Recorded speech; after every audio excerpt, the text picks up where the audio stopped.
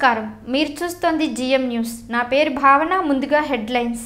రాబోయే ఎన్నికల్లో జగన్ విజయం సాధించడం తథ్యమన్న వైకాపా మచిలీపట్నం ఎంపీ అభ్యర్థి వల్లభనేని బాలశౌరి. ప్రజలు వైకాపాను గెలిపించేందుకు సిద్ధంగా ఉన్నారంటూ వెల్లడి. గుడివాడ షా గులాబ్ చంద్ ప్రథమ శ్రేణి గ్రంథాలయాన్ని పరిశీలించిన సంస్థ జిల్లా కార్యదర్శి నాగయ్య. గ్రంథాలయాల అభివృద్ధికి అన్ని విధాలా కృషి చేస్తున్నామంటూ వెల్లడి. గుడివాడ ఎన్టీఆర్ స్టేడియం కమిటీ ఆధ్వర్యంలో కమిటీ జీవితకాల సభ్యుడు పిన్నమనేని రాజారావు సంస్కరణ సభ. ఎన్టీఆర్ స్టేడియంకు రాజారావు చేసిన సేవలు మరువలేనివన్న urban bank chairman Pinnamaneni Babji. రాష్ట్రంలో విశ్వసనీయతకు వంచనకు మధ్య జరుగుతున్న ఎన్నికల్లో జగన్ విజయం తథ్యమని మచిలీపట్నం పార్లమెంట్ వైసీపీ అభ్యర్థి వల్లభనేని బాలశౌరి పేర్కొన్నారు. రాష్ట్రంలో విశ్వసనీయతకు వంచనకు మధ్య జరుగుతున్న ఎన్నికల్లో జగన్ విజయం తథ్యమని మచిలీపట్నం పార్లమెంట్ వైసీపీ అభ్యర్థి వల్లభనేని బాలశౌరి పేర్కొన్నారు. గుడివాడ వైసీపీ కార్యాలయంలో ఆయన విలేకరులతో మాట్లాడుతూ రాష్ట్రంలో వంచన అంటే టీడీపీ నారా కుటుంబం గుర్తురాగా విశ్వసనీయత అంటే వైఎస్ఆర్ జగన్ కుటుంబాలు గుర్తుకు వస్తాయని, ప్రజలు వైసీపీని గెలిపించేందుకు ప్రజలు సిద్ధంగా ఉన్నారని తెలిపారు. సార్వత్రిక ఎన్నికల్లో వైసీపీ విజయం తథ్యమని బాలశౌరి ఉద్ఘాటించారు. ఈ కార్యక్రమంలో పట్టణ వైసీపీ అధ్యక్షులు గొర్ల శ్రీను తదితరులు పాల్గొన్నారు. ఈరోజు విశ్వసనీయత ఒక పక్క, వంచన ఒక పక్క. ఈ యుద్ధంలో రాష్ట్ర ప్రజానికం అందరూ కూడా విశ్వసనీయత అనగానే రాజశేఖర రెడ్డి గారి కుటుంబం, వైఎస్ జగన్మోహన్ రెడ్డి గారు గుర్తుకొస్తారు. వంచన అనగానే తెలుగుదేశం పార్టీ, నారా చంద్రబాబు నాయుడు గారు గుర్తుకొస్తారు. ఈ రాష్ట్రంలో ఈ యుద్ధంలో డెఫినెట్గా విశ్వసనీయతకి ప్రజలు పట్టం కట్టబోతా ఉన్నారు. మీ అందరికీ తెలుసు, గత 2014లో చంద్రబాబు నాయుడు గారు ఒక అనుభవజ్ఞుడని, రాజకీయంగా తనకి 40 సంవత్సరాల అనుభవం ఉంది, కొత్త రాజధాని నేనైతే నిర్మాణం చేయగలను, ఇలాంటి ఎన్నో మోసపూరితమైనటువంటి మాటలు తన ఎల్లో మీడియా ద్వారా ప్రజల్ని కొంతవరకు నమ్మించగలిగి చివరికి 5 లక్షల చిల్లర ఓట్లతోటి ఈ రాష్ట్రంలో అధికారాన్ని కైవసం చేసుకున్నారు. ఆయన చెప్పినటువంటి మోసపూరితమైనటువంటి మాటలు ఒక్కొక్కటి కానీ మీకు చెప్పాలంటే, ఆయన అధికారం కోసం ఎలాంటి పనైనా చేయగలడు చంద్రబాబు నాయుడు అనేటువంటి ఆ రోజు ఎలక్షన్స్లో ఆయన చెప్పినటువంటి మాటలు కానీ చూస్తే వైఎస్ఆర్సీపీని, కాంగ్రెస్ పార్టీని తల్లి కాంగ్రెస్, పిల్ల కాంగ్రెస్ వీళ్ల ద్వారానే రాష్ట్రం విడిపోయింది అనేటువంటి ఒక మోసపూరితమైనటువంటి మాటలు చెప్పి జనం మధ్యలోకి తీసుకెళ్ళాడు. మరి అదే చంద్రబాబు నాయుడు ఈరోజు సోనియా గాంధీ కనపడ్డా, రాహుల్ గాంధీ కనపడ్డా అందరికంటే ముందెళ్ళి బొకేలు, పూలదండలు ఇస్తూ ఉన్నాడు. మరి మేము అడుగుతా ఉన్నాం చంద్రబాబు నాయుడిని, నువ్వు ఆ రోజు తల్లి కాంగ్రెస్, పిల్ల కాంగ్రెస్ అన్నావే, నీది రాహుల్ గాంధీది ఈరోజు బాబాయ్ కాంగ్రెస్, అబ్బాయి కాంగ్రెస్ అని చెప్పేసి మేము అడుగుతా ఉన్నాం. దయచేసి ప్రజానీకం అర్థం చేసుకోండి. ప్రతి ఎన్నికల్లో ఈయన ఏ రకమైనటువంటి డ్రామా ఆడతాడు, ఎలక్షన్స్ వచ్చినప్పటికల్లా ఏ రకంగా ప్లేటు ఫిరాయిస్తాడు అనేటువంటిది ఇదొక ఉదాహరణ. అదే రకంగా ఆ రోజు మోడీ గారు ఈ భారతదేశానికి ప్రధాని కావాలి, ఆయన అయితేనే మన రాష్ట్రానికి నిధులు వస్తాయి అన్నాడు. మరి ఆ రోజు మోడీ గారిని ప్రధానం చేయటం కోసం ఆయన ప్రతి ఊర్లో కూడా మైకులు పెట్టుకొని చెప్పాడు. ఓటుకు నోటు కేసులో అడ్డంగా దొరికిపోయినటువంటి ఈ వ్యక్తి ఈయనకి జైలుకి వెళ్ళిపోతాడనే ఉద్దేశంతో ప్రజలు మైండ్ డైవర్ట్ చేయటం కోసం మోడీ గారితో మళ్ళీ ఈరోజు ఒక నాటకం. ఇవన్నీ ఈ రాష్ట్ర ప్రజానికం ఈ ఎలక్షన్స్లో ఏ రకంగా గత 2014 నుంచి ఈ రోజు వరకు సందర్భాన్ని బట్టి మాటలు మార్చుకుంటా తనకి ఏ రకంగా ఓటర్ని అనుకూలంగా చేసుకోవాలో ఆ విధంగా మాట్లాడుతూ ప్రజల్ని ఏ రకంగా మోసం చేశాడో ప్రజలందరూ గమనిస్తూ ఉన్నారు. ఒక ఉదాహరణకి చెప్పాలంటే, గత 2 సంవత్సరాల నుంచి జగన్మోహన్ రెడ్డి గారు 2000 రూపాయలు పెన్షన్ ఇవ్వాలి, పల్లెల్లో అలాగే వృద్ధుల యొక్క పరిస్థితి బాగాలేదు అని చెప్పి మొత్తుకుంటా ఉంటుంటే ఆ రోజు డబ్బులు ఎక్కడ ఉన్నాయి, ఏమన్నా ప్రింట్ చేయాలా అని చెప్పేసి అడిగినటువంటి వ్యక్తి ఎలక్షన్స్ ఒక నెల ఉందనంగా 2000 రూపాయలు చేశాడు. మరి ఆయన ఎక్కడ ప్రింట్ చేసి తీసుకొచ్చి ఇచ్చాడో డబ్బులు చెప్పాలి. ప్రత్యేక హోదా కోసం కానీ ఈయన మనస్ఫూర్తిగా పోరాడినట్లయితే డెఫినెట్గా మనకు ప్రత్యేక హోదా వచ్చిండేది. ప్రత్యేక హోదాని తాకట్టు పెట్టినటువంటి వ్యక్తి 100కి 100% ఈ చంద్రబాబు నాయుడు గారు, ఈ తెలుగుదేశం నాయకులు. ఈరోజు రాజశేఖర రెడ్డి గారి పుణ్యమాని ఫీజు రియంబర్స్మెంట్ స్కీమ్ ద్వారా ప్రతి గ్రామంలో కూడా ఇంజనీరింగ్ చదువుకున్న వాళ్ళు, డిగ్రీ చదువుకున్నటువంటి వాళ్ళు, పీజీలు చేసినటువంటి వాళ్ళు, టెక్నికల్ చేసినటువంటి విద్యార్థులు ఉన్నారు. ఆ ప్రత్యేక హోదా కానీ ఈయన సాధించి ఉన్నట్టయితే రాజశేఖర రెడ్డి పుణ్యమాన్ని చదువుకున్నటువంటి విద్యార్థులకి కొంతమంది కన్నా ఉద్యోగ అవకాశాలు కలిగి ఉండేవి. కానీ ఈరోజు మా ప్రధాన అజెండా ప్రత్యేక హోదా సాధిస్తాం. గుడివాడ పట్టణంలోని షా గులాబ్ చంద్ గ్రంథాలయాన్ని సమస్త జిల్లా కార్యదర్శి నాగయ్య గురువారం తనిఖీ చేశారు. గుడివాడ ప్రథమ శ్రేణి గ్రంథాలయం అభివృద్ధికి అన్ని విధాలుగా కృషి చేస్తున్నామని గ్రంథాలయ సంస్థ జిల్లా కార్యదర్శి నాగయ్య పేర్కొన్నారు. పట్టణంలోని షా గులాబ్ చంద్ గ్రంథాలయాన్ని సమస్త జిల్లా కార్యదర్శి నాగయ్య గురువారం తనిఖీ చేశారు. తొలుత గ్రంథాలయంలో గ్రూప్ అభ్యర్థులకు జరుగుతున్న కోచింగ్ శిబిరాన్ని పరిశీలించారు. అనంతరం నాగయ్య మాట్లాడుతూ గ్రూప్ అభ్యర్థులకు ఖరీదైన శిక్షణను నిపుణులచే ఉచితంగా శిక్షణ ఇస్తున్నట్లు పేర్కొన్నారు. శిబిరాన్ని అభ్యర్థులు సద్వినియోగం చేసుకోవాలని కోరారు. ఈ కార్యక్రమంలో గ్రంథాలయ అధికారి రమాదేవి తదితరులు పాల్గొన్నారు. నేను గుడివాడ శాఖ ప్రథమ శ్రేణి గ్రంథాలయాన్ని తనిఖీ నిమిత్తము కార్యదర్శిగా ఇక్కడికి వచ్చటం జరిగింది. తనిఖీ చేస్తున్నాను. ఈ గుడివాడ శాఖ గ్రంథాలయం నందు గ్రూప్ 1, గ్రూప్ 2, గ్రూప్ 3 సంబంధించిన కోచింగ్ క్లాసులు నిర్వహిస్తున్నాము. ఆ క్లాసులు విద్యార్థులందరూ, నిరుద్యోగులందరూ, చుట్టుపక్కల ప్రాంత విద్యార్థులందరూ వినియోగించుకొని ఉపయోగించుకుంటారని, ఆ కార్యక్రమం జయప్రదంగా చేయటానికి సహకరిస్తారని మా వంతు కృషిగా మీకు తెలియపరుస్తున్నాం. మరో ముఖ్యమైన విషయం, 11 లక్షలతో ఈ గ్రంథాలయ భవనం రిపేర్ నిమిత్తం టెండర్ పిలవటం జరిగింది.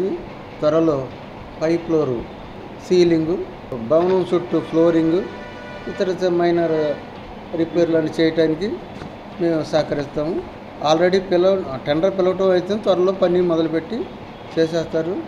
పేద విద్యార్థులు, దాతలు సహకారంతో ఈ కోచింగ్ క్లాసుని జయప్రదం చేస్తారని మనవి చేస్తూ, అంటే మేము 100 మంది పైన ఉంటే డిపిఎల్ మా డైరెక్టర్ గారు శాంక్షన్ చేస్తానన్న క్లాసుకి ఏదో పర్ అవర్ 500. అయితే ఇప్పుడు మేము లేటుగా ఇక్కడ ప్రజల యొక్క విద్యార్థుల యొక్క స్పందన బట్టి లేటుగా స్టార్ట్ చేయటం జరిగింది. అది మాకు మరి 100 లోపే కనపడుతున్నారు ఇక్కడ. మరి అది వచ్చిందో రాదు మాకదే తెలీదు. సాధ్యమైనంతవరకు జడ్జెస్ నిధుల నుంచా అవకాశం ఉందా, లేదంటే మా సొంత ఖర్చులతో ఇక్కడున్న దాతల సహకారంతో ఆ రిమ్యునరేషన్ ఇచ్చి అది చేయటానికి మా వంతు కృషి చేస్తాం. ఆ విషయంలో కూడా దాతలు కూడా సహకరించగలరని. గుడివాడ ఎన్టీఆర్ స్టేడియంలో ఎన్టీఆర్ స్టేడియం కమిటీ జీవితకాల సభ్యులు పిన్నమనేని రాజారావు సంస్కరణ సభను స్టేడియం ఉపాధ్యక్షులు పిన్నమనేని సాంబశివరావు అధ్యక్షతన నిర్వహించారు. గుడివాడ ఎన్టీఆర్ స్టేడియంకు పిన్నమనేని రాజారావు చేసిన సేవలు మరువలేనివని ఆప్కాబ్ చైర్మన్ పిన్నమనేని బాబ్జీ పేర్కొన్నారు. గుడివాడ ఎన్టీఆర్ స్టేడియంలో ఎన్టీఆర్ స్టేడియం కమిటీ జీవితకాల సభ్యులు పిన్నమనేని రాజారావు సంస్కరణ సభను స్టేడియం ఉపాధ్యక్షులు పిన్నమనేని సాంబశివరావు అధ్యక్షతన నిర్వహించారు. తొలుత కమిటీ సభ్యులు పిన్నమనేని బాబ్జీతో కలిసి రాజారావు చిత్రపటానికి పూలమాలలు వేసి ఘన నివాళులు అర్పించారు. అనంతరం జరిగిన సభలో పిన్నమనేని బాబ్జీ మాట్లాడుతూ, స్టేడియం కమిటీ మీటింగ్ ఎప్పుడు జరిగినా తప్పకుండా హాజరై తన సలహాలు, సూచనలు సభ్యులకు అందించి స్టేడియం అభివృద్ధికి కృషి చేసిన రాజారావు సేవలు మరువలేనివని కొనియాడారు. ఈ కార్యక్రమంలో stadium committee secretary Narra Ratnasekhar, committee జీవితకాల సభ్యులు డాక్టర్ పొట్లూరి గంగాధర్రావు, గుండిమెడ రాఘవేందర్రావు మరియు కమిటీ సభ్యులు, స్టేడియం సిబ్బంది పాల్గొన్నారు.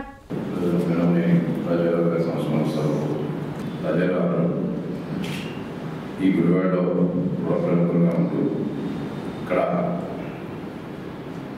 వ్యాపారాన్ని కూడా ఆయన టైంలోనే ప్రారంభించి అన్ని చక్కగా వ్యాపారరీత్యా గుడివాడలో స్థిరపడి, తమిళ గ్రామం నుంచి ఇక్కడికి వచ్చి గుడివాడలో స్థిరపడి ఇక్కడ వ్యాపారాలన్నీ కూడా చేసుకుంటూ గుడివాడలో ఉన్నటువంటి గుడివాడ నిర్మాణానికో గుడివాడ అభివృద్ధికి కావాల్సిన అన్ని రకాల ఆయన ఒక సభ్యుడిగా ఆయన చేయడం పెద్దాంట్లో ఇంకో కేటీఆర్ కాలేజ్ జీవితకాల సభ్యుడిగా కేటీఆర్ కాలేజ్ అభివృద్ధికి, అట్లాగే స్టేడియం మొట్టమొదటి నుంచి ఇప్పుడే పెద్దలు చెప్పినట్టు జీవితకాల సభ్యులుగా ఉంటూ ఇంకా రాజారావు గారు మా కుటుంబ సభ్యుల్లో ఒకరు మొదటి నుంచి కూడా తిరగడం, అది 85 వయసులో కూడా మీరు చూసినట్టయితే రాజారావుని ఆయన చనిపోయే నెల 2 నెలల ముందు కూడా కమిటీ మీటింగ్ వచ్చినప్పుడు కూడా అతి సామాన్యంగా అది ఎక్స్పోర్టర్స్లో చేస్తూ ఉండేవారు. అన్నిటికీ పొద్దున్నే ఆయన కాంప్లెక్స్ దగ్గరికి వెళ్ళినప్పుడు చూస్తే 1 days వచ్చి 1 days వెళ్ళిపోతూ ఉంటాడు. అంటే ఈ వయసులో మీరు వెళ్తారంటే 85 వయసులో కూడా 67 యువకుడుగా ఉన్నట్టు ఆయన వెళ్తూ ఉండేవాడు. ఇది రకంగా వరకు మొత్తం మమేకమైన మనిషి మన మధ్య లేకపోవడం అనేది చాలా బాధాకరం. ఇప్పుడు ఆయనలో ఉన్నటువంటి వివిధ సుగుణాలను ఇంతకుముందు ఉత్తరంతో చెప్పారు. ముఖ్యంగా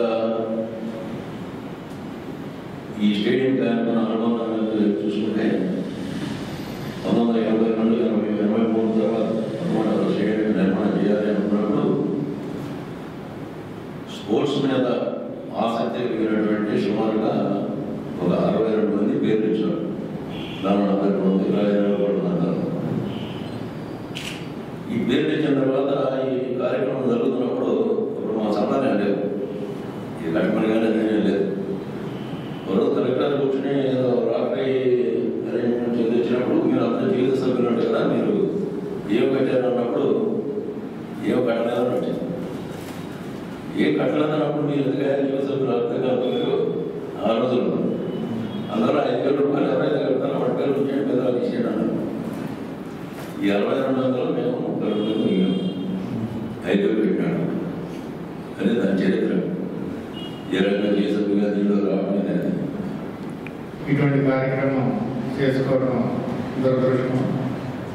పెన్నునేని రాజారావు గారు ఈ స్టేడియం కట్టడానికి ముఖ్య కారణంలో ఆ రోజు గవర్నర్ అయిన 5,000తో ఆ రోజు జగన్మోహన్ రావు కానీ రాజారావు గారు కానీ ఇప్పుడు ఇట్లా పెద్దలందరూ గంగాధరరావు కానీ ఆ రోజు వీళ్ళందరూ కూడా మూల స్తంభాలుగా ఉండి ఈ స్టేడియం కన్స్ట్రక్షన్కి ముందుగా ఉంటూ అమూల్యమైనటువంటి సలహాలు ఇస్తూ చక్కని సంప్రదింపులు చేస్తూ చాలా సక్సెస్ఫుల్గా ఎగ్జిక్యూటివ్ కమిటీ మెంబర్గా ఉంటూ కూడా చక్కని ఆలోచన ధోరణిలో, అట్లాగే మిల్లర్స్ అసోసియేషన్ అధ్యక్షుడిగాను, ప్రముఖ వ్యాపారవేత్తగాను, కేటీఆర్ ఉమెన్స్ కాలేజీలో కరస్పాండెంట్గాను, ఇట్లా వివిధ సంఘాలతో రకరకాలైనటువంటి పరిచయాలతో చక్కని పబ్లిక్ రిలేషన్ మెయింటైన్ చేసేటటువంటి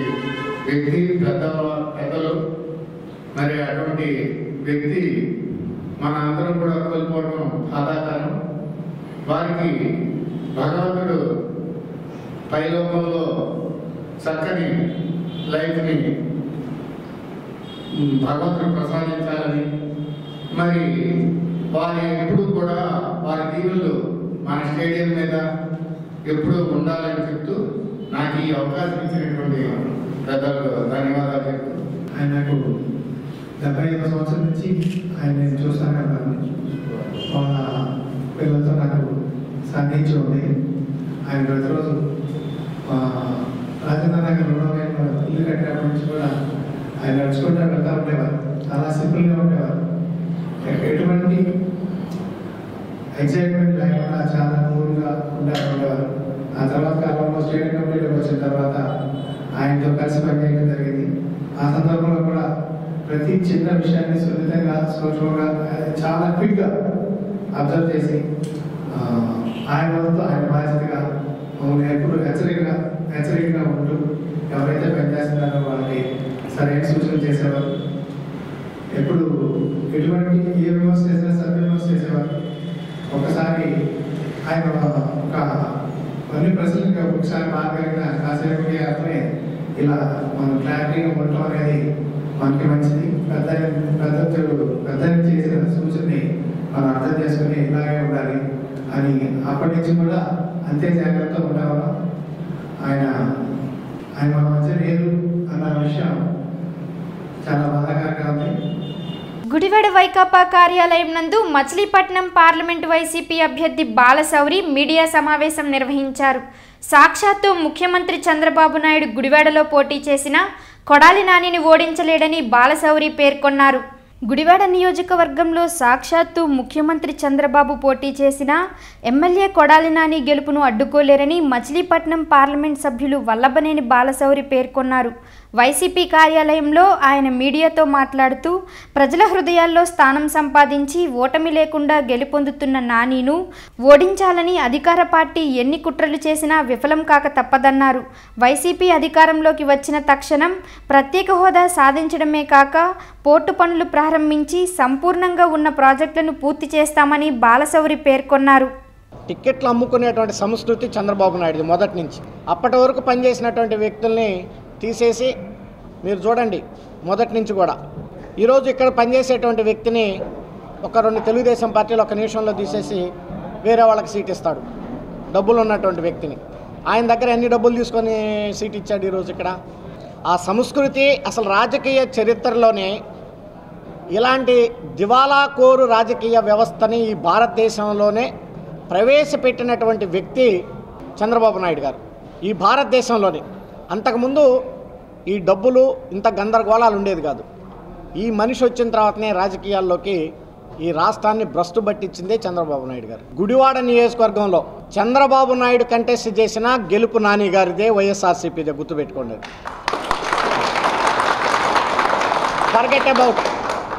forget about Devineni Avinash. Chandrababu contest చేసినా ఇక్కడ దమ్ముంటే చంద్రబాబుని చేయమనండి. ఇక్కడ జనసేన పార్టీ 5వ ఆవిర్భావ దినోత్సవ వేడుకలను గుడివాడ జనసేన నాయకులు ఆర్కే యూత్ ఆధ్వర్యంలో ఆర్కే కార్యాలయం నందు ఘనంగా నిర్వహించారు. ఆంధ్రప్రదేశ్ రాజకీయాల్లో మార్పు తీసుకొచ్చేందుకు పవన్ కళ్యాణ్ జనసేన పార్టీని స్థాపించడం జరిగిందని గుడివాడ జనసేన నాయకులు ఆర్కే పేర్కొన్నారు. గుడివాడ ఆర్కే కార్యాలయం నందు జనసేన పార్టీ ఆవిర్భావ దినోత్సవాన్ని ఆర్కే యూత్ సభ్యుల ఆధ్వర్యంలో ఘనంగా నిర్వహించారు. తొలుత ఆర్కే కేక్ కట్ చేసి కార్యకర్తలకు శుభాకాంక్షలు తెలిపారు. అనంతరం ఆవిర్భావ దినోత్సవాన్ని పురస్కరించుకొని 10వ తరగతి విద్యార్థులకు పరీక్షా కిట్లను అందించారు. అవినీతి పాలనకు తావు లేకుండా ప్రజలకు నీతివంతమైన పాలనను అందించాలని దృఢ సంకల్పంతో పవన్ కళ్యాణ్ జనసేన పార్టీని స్థాపించడం జరిగింది అని, పార్టీ ఆవిర్భావ దినోత్సవం రోజున సేవా కార్యక్రమాలు నిర్వహించాలన్న సంకల్పంతో 10వ తరగతి విద్యార్థులకు పరీక్షా కిట్లను అందించడం జరుగుతుందని ఆర్కే పేర్కొన్నారు. ఈ కార్యక్రమంలో జనసేన కార్యకర్తలు, ఆర్కే యూత్ సభ్యులు తదితరులు పాల్గొన్నారు. ఈరోజు మా జనసేన పార్టీ పెట్టి 5 సంవత్సరాలు నిండిని. సో అందుకనే జనసేన పార్టీ దినోత్సవం సందర్భంగా గుడివాడ జనసేన పార్టీ ఆధ్వర్యంలో మేము ఈరోజు జనసేన పార్టీ కార్యాలయంలో కేక్ కట్ చేసి, అలాగే ఆ జనసేన పార్టీ ఆధ్వర్యంలో సేవా సంకల్పంతో పవన్ కళ్యాణ్ గారి ఆలోచన విధానంగా మేము ఈ 10th క్లాస్ స్టూడెంట్స్కి విద్యార్థులకి పరీక్షకి కావాల్సిన సామాగ్రిని అలాగే ఇవ్వడం జరిగింది. అలాగే ఇంకా ఇలా కాకుండా ఈరోజు ఆవిర్భావ దినోత్సవం సందర్భంగా వృద్ధులకు కూడా పళ్ళు పంపిణీ చేయడం జరుగుతుంది. అలాగే పవన్ కళ్యాణ్ గారి ఆలోచనల సిద్ధాంతాలు జనాలు తీసుకెళ్ళి ముందు ముఖ్యంగా ఎక్కడ సమస్య ఉంటే అక్కడికి జనసేన సైనికులు ఉంటారని, అలాగే ఎక్కడ సర్వీస్ ఉంటే అక్కడ జనసేన సైనికులు అని అందరి విధంగా తెలియజేసుకుంటున్నాం. అలాగే పవన్ కళ్యాణ్ గారు ఇప్పుడు దాకా ఈ అసెంబ్లీకి 32 స్థానాలు నిలిపించారు. అలాగే 4 ఎంపీ స్థానాలు నిలిపించారు. ఇంకా రేపో ఎల్లుండో కూడా మొత్తం 172 స్థానాలు కూడా పోటీ చేస్తారని కలుగుతున్నాం. అలా కాకుండా కొంతమంది వ్యక్తులు ఈ తెలుగుదేశంకి వైఎస్ఆర్పీ కోవట్లు టవట్లు అని డౌట్లు పడుతున్నారు. సో ప్రజలారా ఇప్పటికైనా పవన్ కళ్యాణ్ గారు 172 స్థానాలు పోటీ చేస్తారని మనస్ఫూర్తిగా తెలియజేసుకుంటున్నాం. పవన్ కళ్యాణ్ గారు ఎలా ఉంటుందని ఒకసారి ఆలోచించండి. ఇలాంటి వ్యక్తి మనకి మాత్రం మన రాష్ట్రానికి, ఆంధ్ర రాష్ట్రానికి వస్తే మాత్రం ప్రజల తీరు మారుతుంది, మార్పు మారుతుంది. సో ఇప్పటికైనా ఈ అధికార పక్షం ప్రతిపక్షం వాళ్ళని పారదోలి మంచి ప్రభుత్వం వస్తే మనము బాగుంటాం, మన బిడ్డలు బాగుంటుంది. ఒకసారి ఆలోచించండి. మనకి 25 కేజీలు బియ్యం కాకుండా 25 సంవత్సరాలు రావాలి, 25 సంవత్సరాల భవిష్యత్తు కావాలంటే కేవలం పవన్ కళ్యాణ్ నాయకుడు కావాలి. సో అందరూ గ్రహించి మన గాజు గ్లాసుకి ఓటేయాల్సిందిగా మనస్ఫూర్తిగా కోరుకుంటున్నాం. జై జనసేన, జై హింద్. 2014 మార్చి 14న మా కళ్యాణ్ బాబు గారు జనసేన పార్టీ ఆవిర్భవించడం జరిగింది. అప్పటి నుంచి ఇది పిల్లల పార్టీ, దీంట్లో ఏముంది కళ్యాణ్ బాబు గారు అది ఇది అని చెప్పిన వాళ్ళు ఇప్పుడు ఆయన చూస్తుంటేనే వణుకొస్తుంది వాళ్ళకి.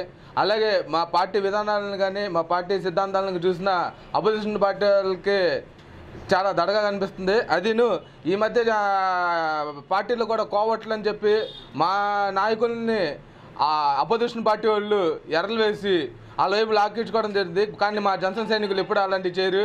మా సైనికులు కానీ మా నాయకులు కానీ మా కళ్యాణ్ బాబు గారి పార్టీ సిద్ధాంతాలను కట్టుబడి ఉంటారు. అలాగే ఈ 2019లో మా కళ్యాణ్ బాబు గారు ఖచ్చితంగా సీఎం అవుతారని ప్రస్తావిస్తూ మా గుడివాడ నియోజకవర్గంలో ఎవరికి సీట్ ఇచ్చినా సరే, మా నియోజకవర్గాన్ని కాదు ఎక్కడైనా సరే కళ్యాణ్ బాబు గారికి ఎవరికి సీట్ ఇచ్చినా మిగతా వాళ్ళందరూ వాళ్ళకి సపోర్ట్ చేసి గెలిపిస్తారని కోరుకుంటున్నాం. జై జనసేన, జై హింద్. లింగవరం రోడ్డులోని కే కన్వెన్షన్ సెంటర్లో ఎమ్మెల్యే కొడాలి నాని నాయకత్వంలో ఈ నెల 15వ తేదీ 3 గంటలకు వైకాపా కార్యకర్తల సమావేశం నిర్వహిస్తున్నట్లు పార్టీ పట్టణ అధ్యక్షులు గొర్ల శ్రీను పేర్కొన్నారు. ఈ నెల 15వ తేదీ మధ్యాహ్నం 3 గంటలకు నియోజకవర్గ వైసీపీ కార్యకర్తల సమావేశం నిర్వహిస్తున్నట్లు పట్టణ వైసీపీ అధ్యక్షులు గొర్ల శ్రీను పేర్కొన్నారు. గుడివాడ వైసీపీ కార్యాలయంలో ఆయన మీడియాతో మాట్లాడుతూ లింగవరం రోడ్డులోని కే కన్వెన్షన్ సెంటర్లో ఎమ్మెల్యే కొడాలి నాని నాయకత్వంలో జరిగే సమావేశంలో వైసీపీ నాయకులు, కార్యకర్తలు, అనుబంధ విభాగాల నాయకులు పాల్గొనాలని శ్రీను విజ్ఞప్తి చేశారు. రేపు మధ్యాహ్నం 3 గంటలకి లింగవరం రోడ్లోని కే కన్వెన్షన్ కళ్యాణ మండపం నందు గుడివాడ నియోజకవర్గ కార్యకర్తల సమావేశం నిర్వహించడం జరుగుతుంది. దానికి ముఖ్య అతిథిగా మన పార్లమెంటు ఇన్ఛార్జి అయినటువంటి బాలశౌరి గారు, అదేవిధంగా మన గుడివాడ ఎమ్మెల్యే గారు అయినటువంటి కొడాలి నాని గారు మరియు ఇతర పెద్దలు అందరూ పాల్గొంటారు.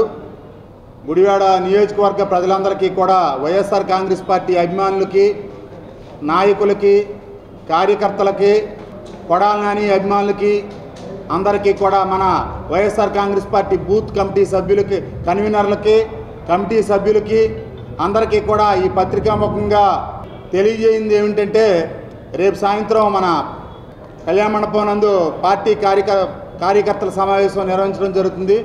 దానికి అందరూ కూడా విధిగా తప్పనిసరిగా హాజరు కావాలని చెప్పి మీ అందరినీ కోరుకుంటున్నాం. వార్తలు ముగించే ముందు ముఖ్యాంశాలు మరొకసారి. రాబోయే ఎన్నికల్లో జగన్ విజయం సాధించడం తథ్యమన్న వైకాపా మచిలీపట్నం ఎంపీ అభ్యర్థి వల్లభనేని బాలశౌరి.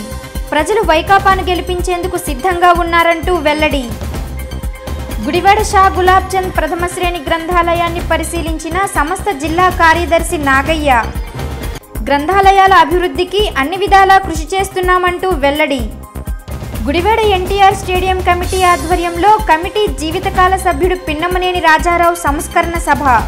ఎన్టీఆర్ స్టేడియంకు రాజారావు చేసిన సేవలు మరువలేనివన్న urban bank chairman Pinnamaneni Babji.